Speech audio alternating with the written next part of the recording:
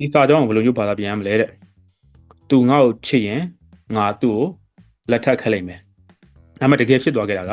သူကငါ့ကိုမချစ်ဘူးအဲ့တော့လက်မထပ်ခဲ့ဘူးအတိတ်ကဟာကိုပြန်ပြီးပြောတဲ့ဟာမျိုးပေါ့နော် okay အဲ့ဟာကို conditional type 3ကိုအသုံးပြောရအောင်နော် if she had loved me သူကကျွန်တော်ချစ်ခဲ့ဆိုရှင် I would have married her ကျွန်တော်သူ့ကိုလက်ထပ်ခဲ့လိုက်မယ်ဒါပေမဲ့သူကကျွန်တော်မချစ်ခဲ့တော့လက်မထပ်ခဲ့ဘူးဒီသဘောပြောရင် okay if she had အဲ့မှာဆိုရှင် had plus verb 3လာနော် if she had loved me I would have နောက်က clause မှာဆိုရှင် would လာမယ်ပြီးလို့ဆိုရှင်အဲ့မှာ have လာမယ်နော် okay ပြီးလို့ရှင် verb 3လာမယ်ပေါ့ I would have married her သူ့ကိုလက်ထပ်ခဲ့လိုက်မယ် okay if I had left home earlier ကျွန်တော်အိမ်ကနေပြီးတော့ပို့စောစောထွက်ခဲ့မယ်ဆိုရှင်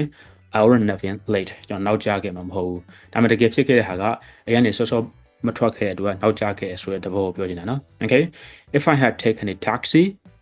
I would have been late ကျွန်တော် taxi စီးခဲ့ဆိုရှင်နောက်ကျခဲ့မှာမဟုတ်ဘူးဒါပေမဲ့ taxi မစီးခဲ့တော့နောက်ကျရဆိုတဲ့သဘောပေါ့နော်အဲ့လိုပြောနေတာ okay ရပါလားမသိဘူးပို့ရတော့အောင်လို့ဒီဟာလေးကိုစီးသွားမှာနော်အကျိုးရှိရဆိုလို့ရှင်တော့နောက်ထပ် video တွေအတွက်ဒီကောင်းလေး follow လုပ်ထားဖို့မမေ့တော့နော် bye bye see you in the next video